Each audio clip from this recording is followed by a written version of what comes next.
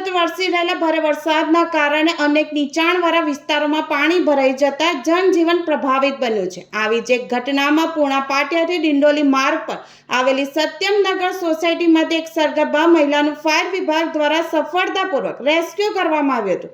વિસ્તારમાં વરસાદી પાણી ભરાઈ જવાના કારણે મહિલાને બહાર કાઢવામાં મુશ્કેલી સર્જાઈ હતી। ઘટનાની જાણ થતાં જ ફાયર વિભાગની ટીમ તાત્કાલિક સ્થળ પર પહોંચી હતી અને જરૂરી બચાવ સાધનોની મદદથી સગર્ભા મહિલાને સુરક્ષિત રીતે બહાર કાઢીને સલામત સ્થળે ખસેડી હતી। સમયસર કરવામાં આવેલી આ કામગીરીના કારણે મહિલાની સુરક્ષા સુનિશ્ચિત થઈ હતી।